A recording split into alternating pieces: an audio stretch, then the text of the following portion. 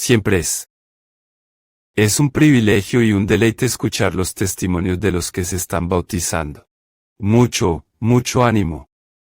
A mi corazón como debe serlo también al tuyo. Cuando todo está dicho y hecho en términos del ministerio de la palabra de Dios, lo más importante que hacemos es predicar el Evangelio de Jesucristo. Lo más importante que hacemos es decirle a la gente que hay un cielo. Y hay un infierno. Y pasarás la eternidad en el cielo o en el infierno. Y luego decirle a la gente que hay un camino al cielo. Garantizado, absolutamente. Seguro. Y final. Hay una manera. Por lo tanto, para evitar el infierno. Y puesto que el cielo y el infierno son para siempre, este es el mensaje más importante que alguien puede dar, o que alguien puede escuchar. Todo ser humano vive para siempre. Todo ser humano es eterno. Después de que esta vida termine, viviremos para siempre. Viviremos conscientemente. Personalmente. Inteligentemente. Viviremos plenamente conscientes de cada detalle de nuestra existencia. Experimentaremos cada momento de nuestra existencia eterna. En un sentido que nunca hemos experimentado ningún momento en esta vida. Sin distracciones. Con plena comprensión. Comprensión plena de cada momento y de cada experiencia en la eternidad. Sin durmiente. O estar inconsciente. La experiencia de cada persona en la vida venidera será ilimitada. Y sin paliativos, sin restricciones y sin protección. Tendremos en nuestra forma final mentes y cuerpos en pleno funcionamiento. Sentiremos, pensaremos. Nos emocionaremos a un nivel que supera con creces el momento más estimulante de la vida aquí. Seremos plenamente conscientes de cada detalle. En la experiencia eterna del cielo. O el infierno. La descripción bíblica del infierno hace que esto sea obvio. Se describe como un lugar de una implacable, acusando a la conciencia, sin alivio, culpa, remordimiento, dolor, arrepentimiento, aislamiento, agonía, sufrimiento, castigo por parte de Dios, descrito como fuego, oscuridad, donde hay crujir de dientes y llanto, y lamentos, para siempre. Por otro lado, la descripción bíblica del cielo es increíblemente atractivo. Interminable. Alegría sin límites. Dicha, felicidad. Satisfacción. Sin dolor, sin tristeza, sin sufrimiento, sin pérdida, sin remordimiento. Escarpado. Alegría. Para siempre. Debería ser obvio que el cielo es el lugar. Ser y el infierno es el lugar donde no estar.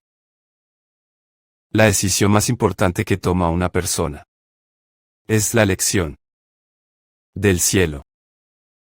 Y es un reto. Elección. Y es triste decirlo, hay muchas personas que piensan que han tomado esa decisión. Pero no lo han hecho. Piensan que están listos para evitar el infierno y entrar en el cielo. Pero se equivocan.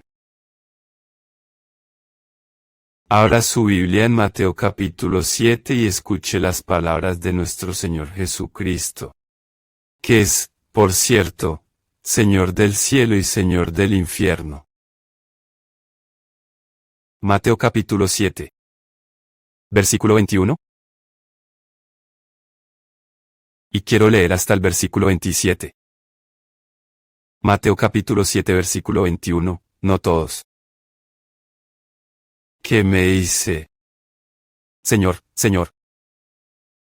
Entrarán en el reino de los cielos. Pero el que hace la voluntad de mi Padre que está en los cielos. Muchos me dirán en aquel día. Señor, Señor. ¿Acaso no profetizamos en tu nombre? Y en tu nombre echa fuera demonios. ¿Y en tu nombre hacer muchos milagros? Y entonces les declararé, nunca los conocí. Apartaos de mí, hacedores de iniquidad.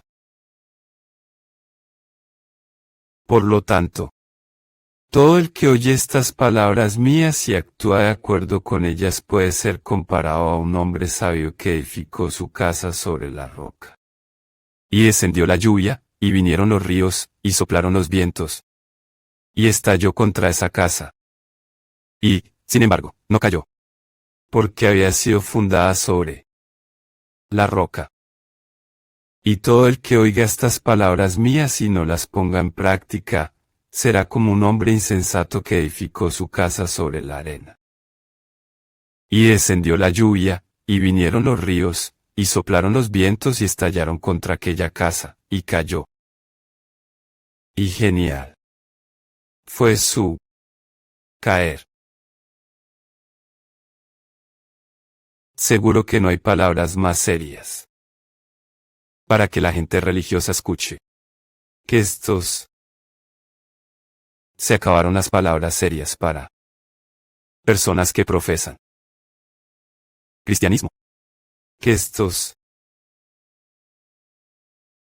porque nuestro Señor dice que no serán pocos, sino muchos los que se equivoquen sobre su destino futuro. Señala en este pasaje, para nuestra consideración, la locura de las palabras vacías. Y luego la tragedia de los corazones vacíos. Palabras vacías. Viniendo del vacío. Corazones. No creo que haya un texto más aleccionador de las Escrituras que este. Puedo entender que haya personas que rechacen la religión, que rechacen el cristianismo. No quieren tener nada que ver con Jesucristo, nada que ver con el Evangelio de Cristo, nada que ver con la Biblia, la palabra de Dios. Y se dirigen al infierno. Pero es mucho más aleccionador y sorprendente. Y es impactante darse cuenta de que hay muchos que van a decir, Señor, Señor, a Jesucristo hay una confesión abierta de algún apego a Él. Que ha sido llevado tan lejos que en realidad han actuado en su nombre solo para oír que no entrarán en absoluto al cielo. El destino final de uno, entonces, no está determinado por lo que dices. Está determinado por lo que haces. No se trata de una profesión. Se trata de obediencia. Ahora bien, eso no quiere decir que la profesión verbal de Cristo sea mala. No es malo, es bueno. No solo es bueno, es necesario. Si quieres ser salvo, debes confesar Jesús como Señor, Romanos 10, 9 y 10, y cree en tu corazón que Dios lo levantó de entre los muertos. Porque por la boca se confiesa para salvación y con el corazón el hombre cree. La confesión es buena. La confesión no solo es buena, es necesaria. También es obra del Espíritu Santo porque en 1 Corintios 12, 3 leemos que nadie puede hacer esta confesión, nadie puede hacer esta profesión aparte del Espíritu Santo. Por lo tanto, confesar a Jesús como Señor es necesario. Es también obra del Espíritu realizar una verdadera profesión de Cristo. Pero no puede estar solo. Solo la profesión. Veamos el versículo 21. No todos los que me dicen, la palabra clave aquí es decir, pueden subrayar eso y entenderán la idea central de lo que nuestro Señor está diciendo. No todos los que me dicen, Señor, Señor. Ahora bien, no hay nada en esa confesión que sea algo corto de derecho. Es correcto decir, Señor. Y decirlo 2 veces es afirmar un cierto nivel de devoción. Señor. Eso es respetuoso. Señor, Señor, eso es ortodoxo, eso es fundamental, eso es ciertamente cierto. Y aquí tienes lo que es correcto, lo que es verdadero, lo que es hasta cierto punto celoso y apasionado. Mostrando algo de fuerza de devoción, Señor, Señor.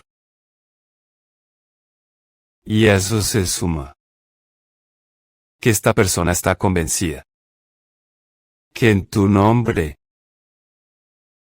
hemos profetizado, y en tu nombre echamos fuera demonios, y en tu nombre realiza muchos milagros. Aquí hay una vida entregada a los propósitos relacionados con el nombre de Cristo.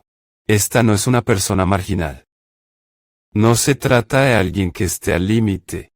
3 veces en versículo 22. En tu nombre aparece. Es enfático. Aquí hay devoción.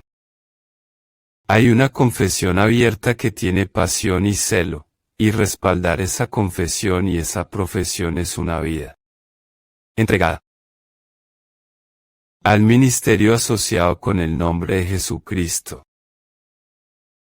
E incluso las actividades en sí.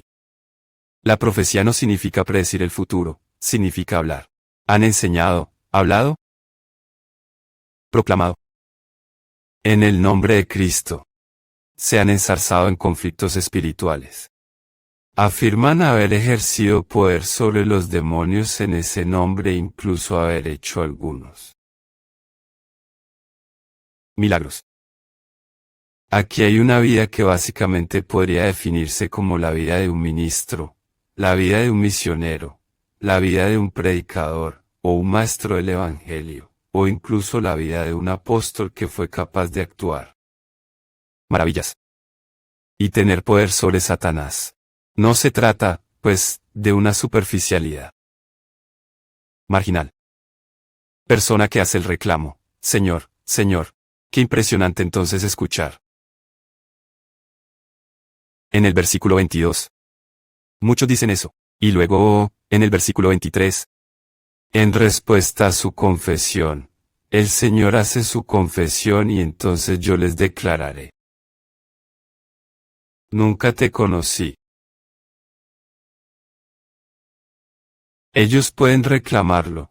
Él no lo reclama a ellos. ¿Por qué? Porque la salvación no llega a los que solo lo profesan, que solo hablan de ella. No son los que dicen. Los que se salvan, son los hacedores. Y si miramos un poco más de cerca en el versículo 23, puedes ver que estas personas no son conocidas por el Señor. Porque son hacedores de iniquidad. Apartaos de mí, vosotros que practicáis anarquía. Literalmente en el griego, vosotros que siempre obran iniquidad, vosotros que siempre hacéis el mal.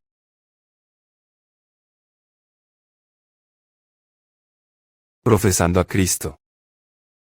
Y vivir una vida pecaminosa.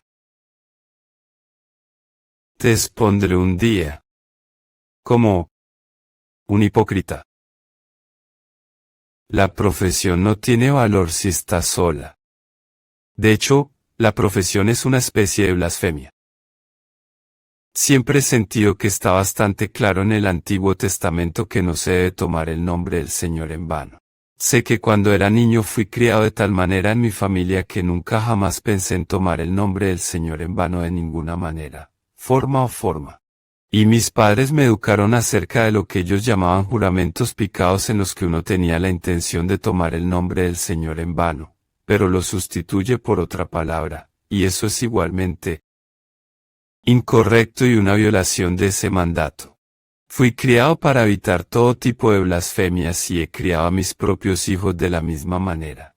Y creo que es correcto guardar ese mandamiento, no tomar el nombre del Señor en vano. Pero yo te sugeriría que hay una blasfemia mucho mayor. Que de vez en cuando usando el nombre de Dios.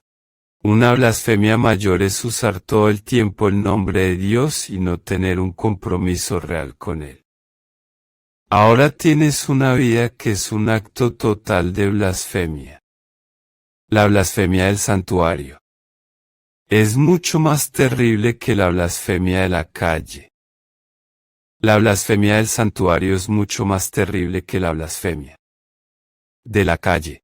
Tomar el nombre del Señor en vano, afirmar que pertenecer al Señor, afirmar que representa al Señor, afirmar que habla en nombre del Señor, afirmar que hace ministerio para el Señor mientras todo el tiempo no tiene relación con Él, pero vive una vida malvada, pecaminosa y autoindulgente, es un tipo de blasfemia que supera todas las demás blasfemias. Es una vida profana. Y supongo que nadie discutiría que el peor de todos los besos jamás rendidos en la Biblia fue un beso de Judas. Para decir, Señor, Señor. Mientras que en tu corazón no tienes nada más que resentimiento. El mundo está lleno de personas que llaman a Jesús Señor, que lo dicen con emoción y pasión, Señor, Señor. Y, sin embargo, nunca jamás se apartan de su pecado y se someten a ese señorío. Nunca obedecen la voluntad del Padre que está en los cielos. La iglesia está llena de gente así. Es por eso que se nos dice en las Escrituras. 2 Corintios 13, 5, examínense a sí mismos para ver si están en la fe. Y no miras un evento pasado. Te fijas en el carácter de tu vida. Lo único que te hace aceptable a Dios es una modelo de obediencia a la palabra de Dios que es el producto de arrepentimiento y la fe genuina en Jesucristo. Y verdaderamente, abandonando tu vida en obediencia a su señorío. ¿Qué es la fe sin obras? ¿Muerto, tiene? No hay vida. En el texto del original. Si nos fijamos en esa afirmación. Nunca te conocí.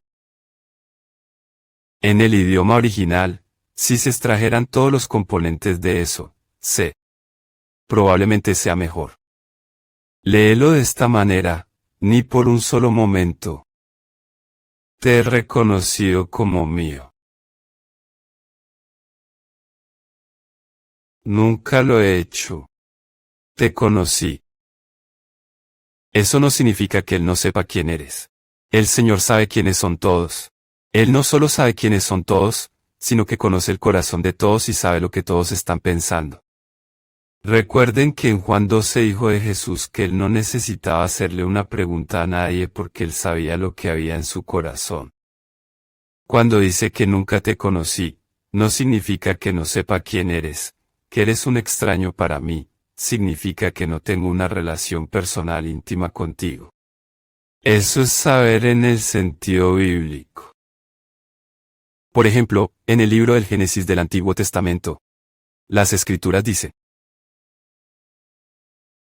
que Adán conocía a su esposa y tuvo un hijo. Y significa mucho más de lo que él sabía quién era ella. Él la conocía en el sentido de intimidad física y ella concibió y dio a luz un hijo. Con respecto a José y María, María quedó embarazada y en el Nuevo Testamento dice: José no la conocía. Es un lugar hermoso, tradicional. Eufemismo antiguo. Para la intimidad sexual. Pero tiene un significado metafórico aún mayor. Es tener una relación íntima. Por ejemplo, Amos 3, 2. Dios dice con respecto a Israel: solo yo he conocido a Israel. No significa que solo los judíos eran conocidos por Dios en términos de conciencia, es decir, con Israel Dios estableció una relación íntima. Es por eso que él llama a Israel su esposa. Y se llama a sí mismo su esposo.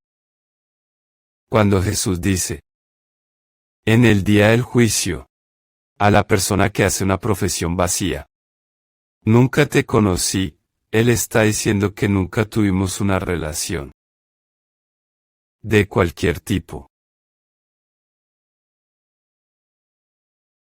Es posible que tenga respeto por su pretensión de interés en Cristo. Es posible que tenga respeto por el hecho de que hablan de Jesús, hablan de Él como Señor. Es posible que tenga respeto por cierta medida de ortodoxia. Es posible que tenga respeto por el fervor que se exhibe en su devoción pública. Es posible que veas a personas así cantando himnos, o incluso interpretando himnos y canciones de testimonio a Cristo. Es posible que tenga respeto por algunos que realmente pueden predicar.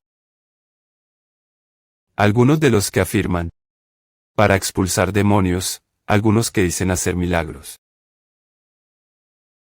Esto se parece mucho a lo que se afirma hoy en día por los líderes del movimiento carismático, ¿no es así? Y los predicadores del evangelio diabólico de la prosperidad.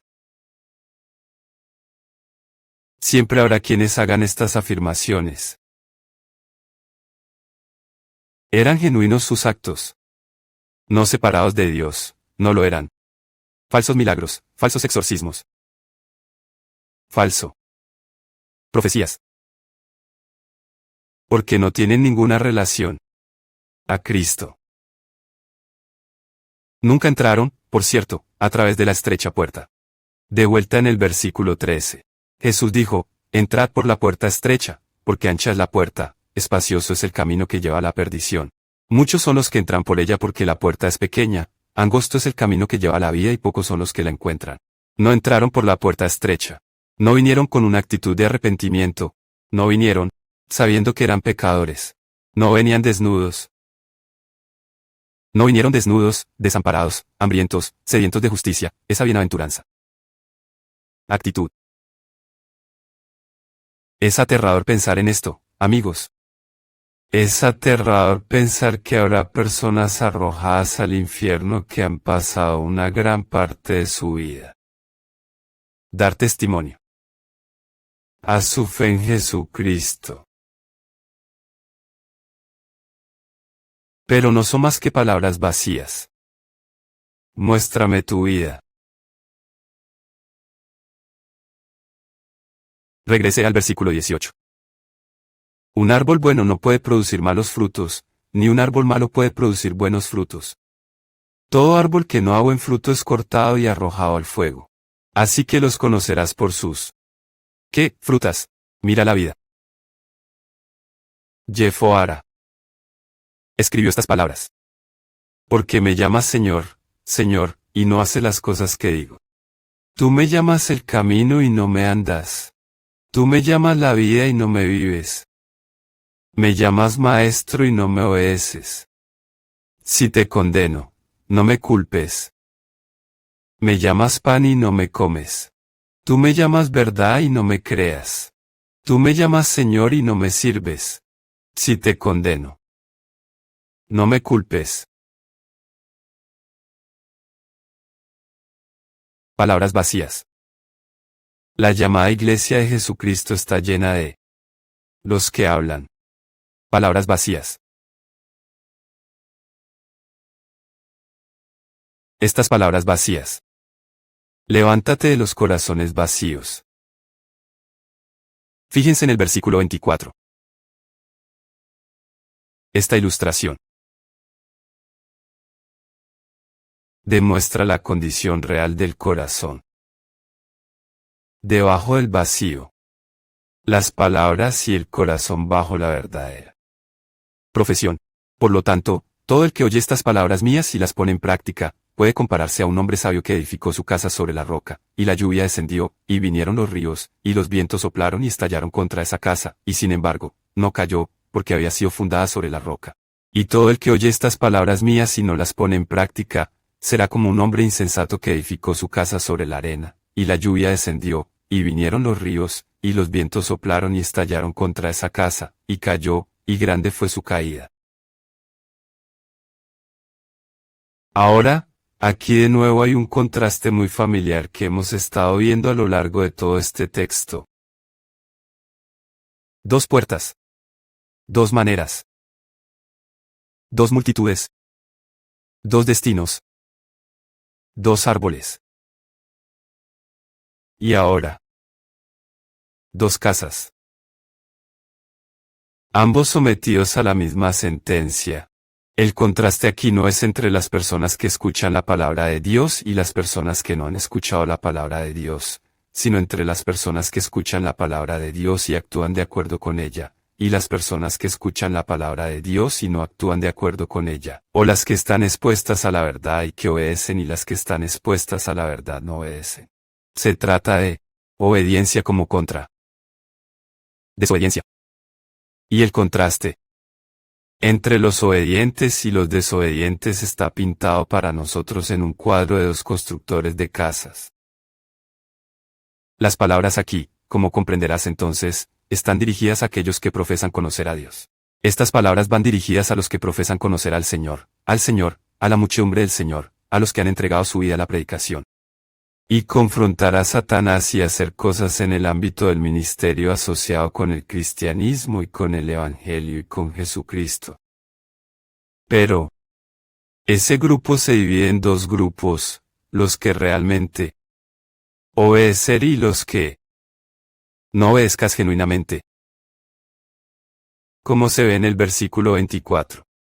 Los que oyen estas palabras mías y actúan en consecuencia. Y en el versículo 26, aquellos que oyen estas palabras mías y no las ponen en práctica. Así que tienes a los profesores y a los poseedores. Tienes el falso. Los demandantes y los verdaderos demandantes. Pero ambos se parecen. Y lo sorprendente de esta ilustración es que realmente no se puede notar la diferencia en la superficie. Ambos parecen iguales. Tienes una casa. La única diferencia que se distingue aquí en la construcción de estas dos casas, en cualquier caso tienes una casa, la única diferencia es la parte que no puedes ver, ¿verdad? No es el techo, no son las paredes laterales, no son las ventanas y las puertas, es el fundación. Es decir, estamos hablando con personas que pertenecen a la iglesia visible. Estamos hablando con personas que han estado expuestas a las Escrituras. Ellos han oído mis dichos. Asisten a las reuniones. Asisten a la predicación. Van al estudio de la Biblia. Pueden asistir a una universidad cristiana. Pueden terminar en un seminario. Pueden leer libros cristianos. En la superficie, se parecen a todos los demás que son verdaderos cristianos. Y los cimientos no son visibles. La verdadera pregunta aquí entonces no es si han escuchado el Evangelio. No se trata de si han escuchado la enseñanza de Cristo, sino qué hacen al respecto genuinamente. No es solo que hayan escuchado la enseñanza acerca de Cristo, sino que realmente lo han hecho. Ministerio hecho en su nombre. Ahora, lo que Jesús dice aquí es que no hay manera de distinguir lo verdadero de lo falso hasta la tormenta. Viene. La tormenta manifestará la verdad. Entonces descubriremos quién construyó como un hombre sabio y quién construyó como un tonto. Veamos estas similitudes un poco antes de ver el contraste. Ambos construyen una casa. Una casa constituye una vida de actividad religiosa. Una vida dentro del amplio marco de lo que llamaríamos el cristianismo o el evangelio. Ambos lo construyen en el mismo lugar. ¿Cómo sabes que lo construyen en el mismo lugar? Porque la misma tormenta se llevó las dos casas. Así que podríamos decir que estaban uno al lado del otro. Ambos están sujetos a los mismos eventos. Construyen dentro de la misma área. Los verdaderos creyentes y los falsos creyentes uno al lado del otro, al igual que nuestro Señor dijo en Mateo 13, que el trigo y la cizaña crecerían juntos y el tiempo de separación sería en el juicio. Tan parecidas son estas casas que nos cuesta saberlo. Domingo por la noche tras domingo por la noche venimos, nos reunimos aquí, escuchamos los testimonios de los que están siendo bautizados y nunca pasa un domingo por la noche sin que escuchemos a alguien y lo escuchamos de nuevo esta noche decir, yo vivía como un cristiano por fuera, yo no era un cristiano por dentro. Me crié en la iglesia, estuve en la iglesia, reiteré las cosas que tenía que hacer. Actué de la manera que tenía que actuar, pero no conocía al Señor. No es una experiencia inusual. Esa es una forma muy común. 1. Ambos construyen una casa. Construyen una casa en la misma vecindad, lo que los coloca dentro del marco de los verdaderos creyentes. De hecho, lo construyen de la misma manera. Se ve igual. Se podría decir que construyen una casa coherente con el cristianismo. Desarrollo. Es una casa de tracto. Se parece a todas las demás casas cristianas en el exterior. La única diferencia aquí es la base. Esa es la única diferencia que hace el Señor. Y es importante que entendamos esto. Es por eso que el Señor dice, no asuma la responsabilidad de separar el trigo de la cizaña. No puedes saber eso, solo el Señor puede saberlo hasta que el día del juicio lo revele. La diferencia es la base. Uno se basa en Petra. Lecho rocoso. Lecho de roca, no Petrus, eso es roca o piedra, Petra. Lecho rocoso. Uno tiene un hormigón, por así decirlo, o cimientos de piedra. El otro se construye sobre arena. La palabra griega para arena es Amón. Por lo que la ciudad capital de Jordania, que he visitado varias veces, recibe su nombre, Amón, Jordania. Su nombre es muy acertado. Es un gran montón de arena. Amán, Jordania. Así que hay una base de piedra en un lugar y roca hay un cimiento de arena. En el otro lugar. El hombre es un tonto para construir sobre arena. Porque cuando llegue una tormenta, se llevará la casa. Y eso es exactamente lo que sucede. Mire el versículo 27. El versículo 26 dice: un hombre insensato edifica su casa sobre la arena, y la lluvia descendió y vinieron las inundaciones. Y soplaron los vientos y estallaron contra aquella casa, y cayó, y grande fue su caída. Por otro lado, un hombre sabio, al final del versículo 24, edificó su casa sobre la roca y la lluvia descendió, vinieron los ríos, los vientos soplaron y estallaron contra esa casa, pero no cayó porque había sido fundada sobre la roca. Aquí, por cierto, de nuevo, es un poderoso reprender de la religión de los fariseos, que eran hipócritas, pero de cualquier religión falsa, pero más particularmente en este contexto de falsa profesión de Cristo como Señor. ¿Qué significa construir sobre arena sin fundamento? ¿Qué significa eso? Bueno, el que construye sobre arena no tiene consideración por la palabra de Dios en términos de obediencia, no comprometido con una vida de devoto, obediencia voluntaria, obediencia amorosa, obediencia diligente, sin tener en cuenta la verdadera espiritualidad del alma. Ninguna consideración por la verdadera pureza del corazón, ninguna integridad en el comportamiento, sin amor a la ley de Dios, sin anhelo de agradar a Dios. El que construye sobre arena, reza, ocasionalmente ayuna, da dinero, obras en el marco de la vida cristiana, y lo hace para mejorar su reputación. Lo hace para sentirse bien.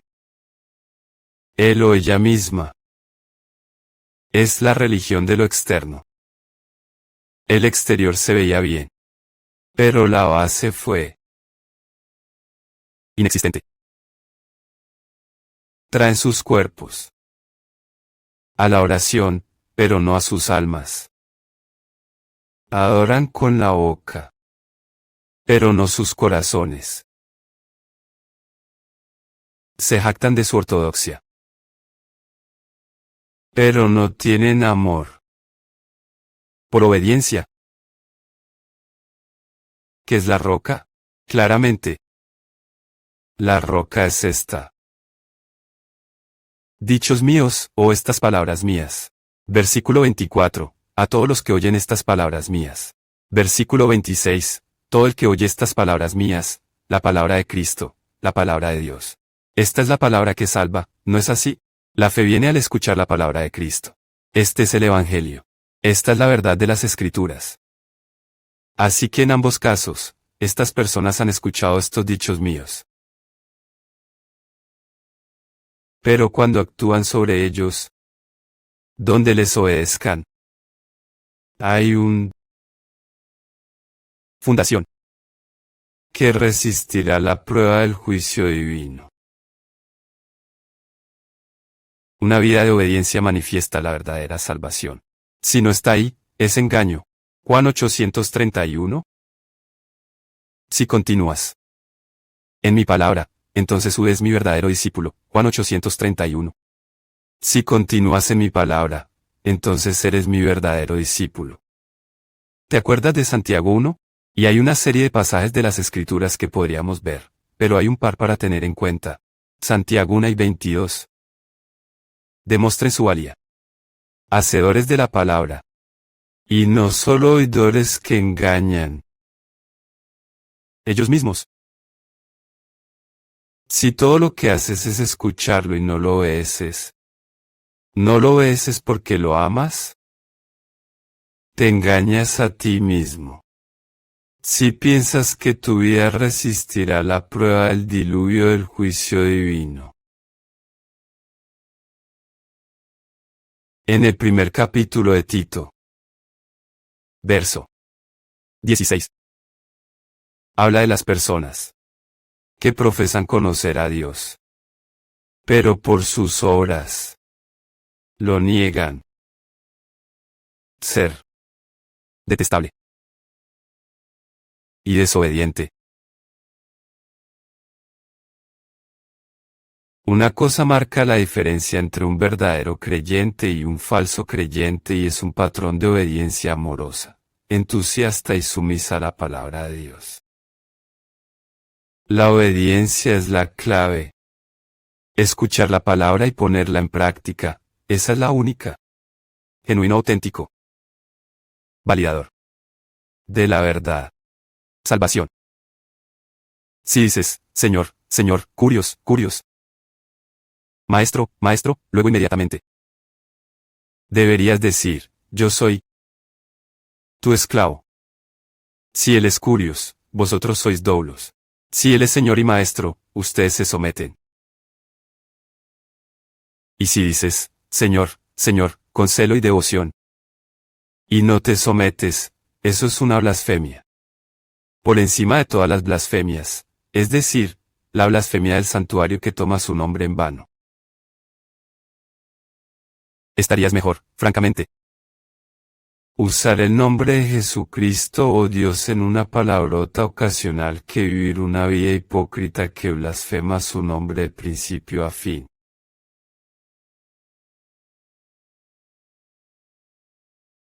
No estamos hablando de perfección aquí. Estamos hablando de dirección. Yo no. Perfectamente obediente. Soy imperfectamente obediente. Pero anhelo ser perfectamente obediente. Esa es mi pasión. Ese es el anhelo de mi corazón. He reconocido que me quedo corto. He reconocido que soy un pecador. Me he arrepentido de ese pecado y abrazado a Cristo como la única esperanza de salvación y mi vida ha sido transformada. Y mi corazón anhela obedecer. Los verdaderos cristianos edifican vidas de obediencia, edifica sobre la roca de la verdad bíblica. Déjame llevarte un poco más profundo en las diferencias. ¿Qué significa realmente? Construye tu vida sobre las cosas que Cristo ha dicho que son reveladas en las Escrituras, para construir tu vida, bíblicamente en comparación con construir sobre arena. Solo algunas cosas en las que pensar. 1. En el primer caso, se construye de la manera más fácil. En el otro, construyes de la manera difícil. Es muy fácil construir sobre arena. No tienes que hacer nada, solo empezar a construir. No tienes que cavar. No tienes que preparar el sitio. No tienes que poner los cimientos. No tienes que poner los cimientos. No tiene que acostarse en la losa de hormigón. Es fácil construir sobre arena, solo tienes que poner tu edificio. Esto habla del tonto apurado. La manera fácil. Atajo. Resultados rápidos. Los tontos siempre tienen prisa. Los tontos siempre quieren conseguirlo rápido. Y en muchos sentidos en el cristianismo. En nuestro tiempo, en nuestro lugar, ayudamos e instigamos a los tontos haciendo que todo sea rápido y fácil. Evangelismo rápido y fácil, presentación rápida y fácil del Evangelio. Manténlo en movimiento. No hay tiempo para la convicción del alma, no hay tiempo para construir un sentido profundo de la propia pecaminosidad.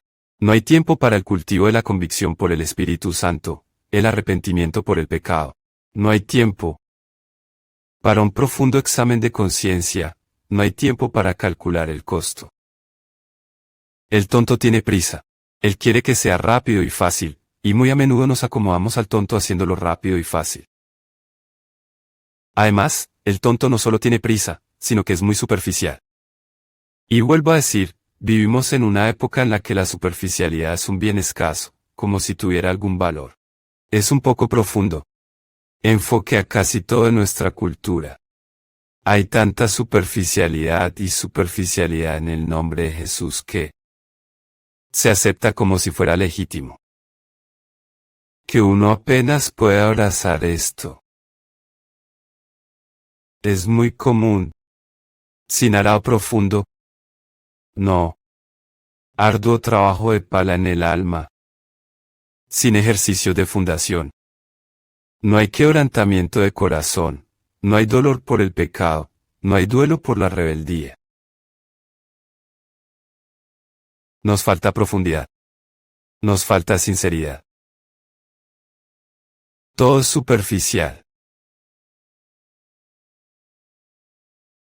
Por otro lado, el sabio. Lucas 6 y 47 y 48 dice, el sabio.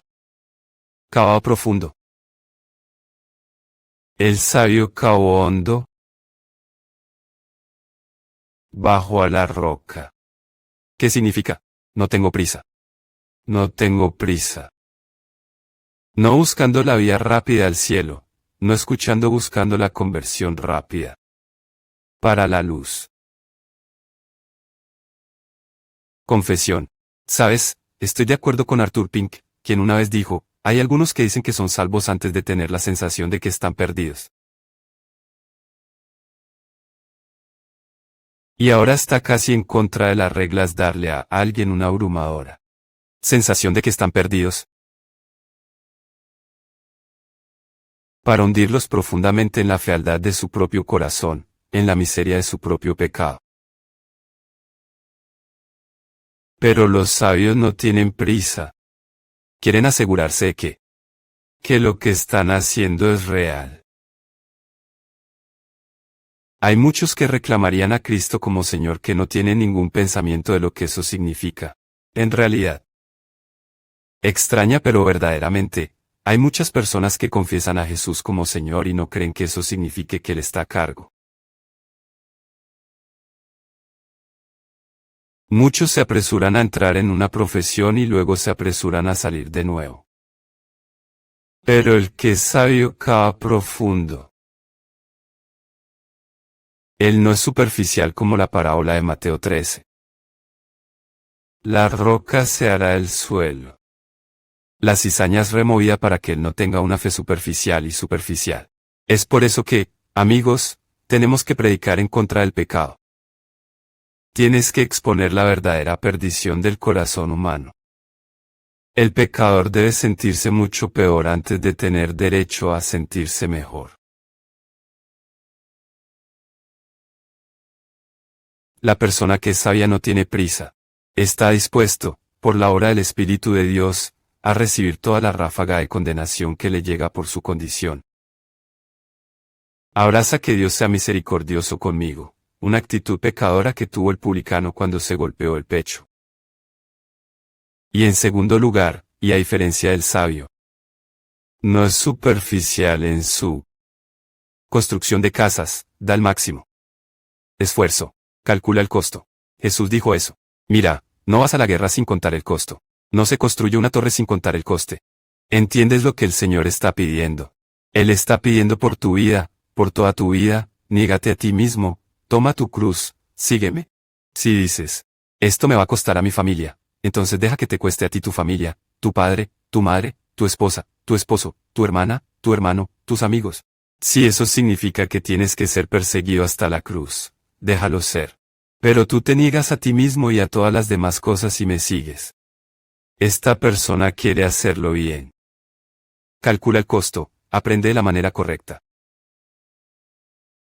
Y de buena gana. Somete. Está vaciado de justicia propia. Está vaciado de autosuficiencia. Cae muy abajo. Sabe que no tiene nada digno de elogio. Está abrumado por su pecado. Él hace el máximo esfuerzo en la fuerza del Señor para poner la palabra en su corazón. Está interesado en someterse genuinamente a Cristo y amar a Cristo.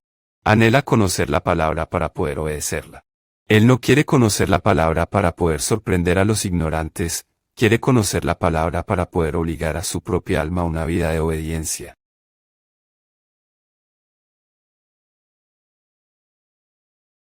Nada superficial en él. Oh, hay tanta gente en el cristianismo hoy en día que quiere la vía rápida. Quieren los subproductos de una relación con Dios sin la relación. Quieren los subproductos de la salvación sin salvación. Quieren los subproductos del arrepentimiento sin arrepentimiento. Quieren perdón sin arrepentimiento. Quieren la salvación sin sumisión. Persiguen las señales. Persiguen las maravillas. Hacen el tonto. La Biblia. No tienen una relación real con Dios. Y así, nuestro Señor dice, así es como la gente construye. Y la verdad no será revelada.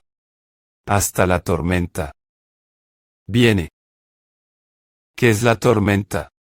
Es el día del juicio. La lluvia descendió. Versículo 25. Y vinieron los ríos, soplaron los vientos y estallaron contra la casa. Lo mismo se escribe exactamente en el versículo 27. La primera casa no cayó, fue fundada sobre la roca. La segunda casa cayó. Grande fue su caída. Este es el juicio divino. Este es el juicio final. El día del juicio vendrá. Cuando la gente diga, Señor, Señor, somos nosotros. A lo que él confesará. Homologado. Aléjate de mí. Nunca os conocí, vosotros que seguís practicando la iniquidad. Escucha, puedes ser respetuoso de Cristo, puedes tener puntos de vista ortodoxos acerca de Cristo. Es posible que te veas a ti mismo como ferviente y celoso. Es posible que estés activo en algún nivel de devoción a la iglesia. Puede hacer una proclamación pública. Es posible que estés ocupado construyendo tu pequeña casa religiosa adyacente a todas las demás construidas por aquellos a tu alrededor. Es posible que te engañe. Solo para que tu casa se rompa en 1.000.000 pedazos. En el juicio. Vuelve, querido amigo, y comprobar su fundación. Regrese y verifique su fundación.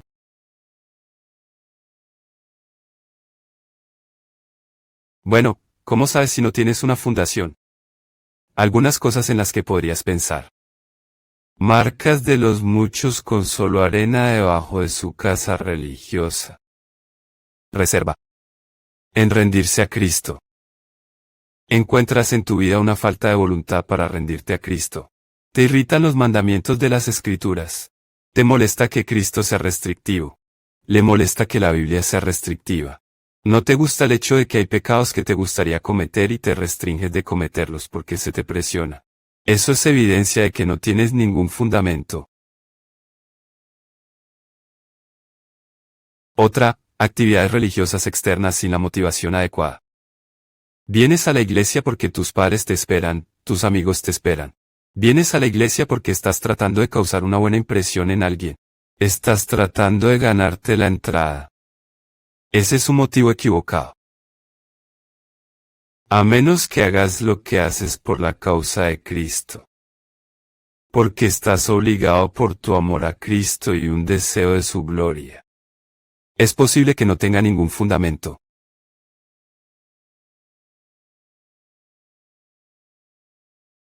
¿Eres santurrón? ¿Hay algo en ti que piensa que puedes ganarte el camino al cielo? Incluso si se trata de un componente pequeño, aunque creas en la cruz y en la resurrección. Si hay algo en ti que piensa que puede contribuir para tu salvación, no tienes fundamento. Si amas el mundo. 1 Juan 2:15, si amas al mundo, el amor del Padre no está en ti. Si no puedes dejarlo ir. Del mal. Mundo a tu alrededor.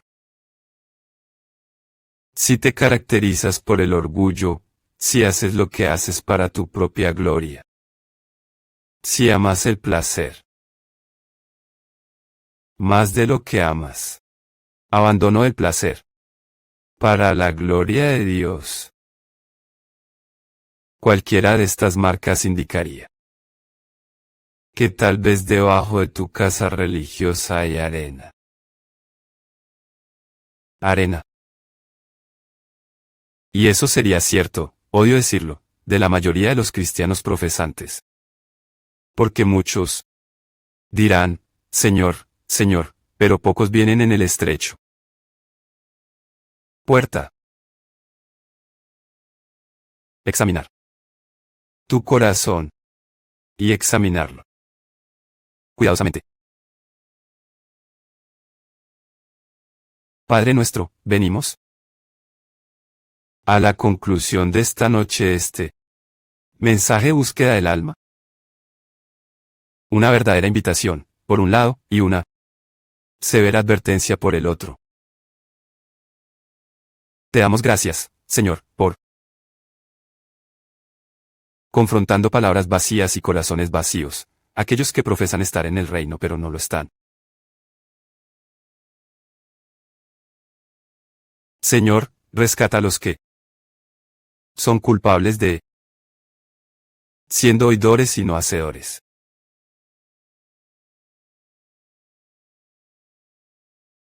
Te pedimos, Señor, que para los que puedan estar oyendo este mensaje, ¿quién? Han estado construyendo una casa muy elaborada.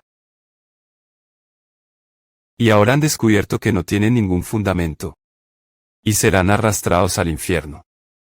Cuando llegue el juicio, que esta sea la hora de su verdadera salvación, que caben profundo. Que se enfrenten a su pecaminosidad, su impotencia, su desesperanza, su indigencia y bancarrota espiritual, su desesperada condición. Que vean toda la gloria de la cruz en su magnificencia. Y que arrepiéntete de verdad, confesando a Jesús como Señor. Y a sí mismos como sus esclavos, dispuestos y ansiosos. Y alegre en su compromiso con la obediencia.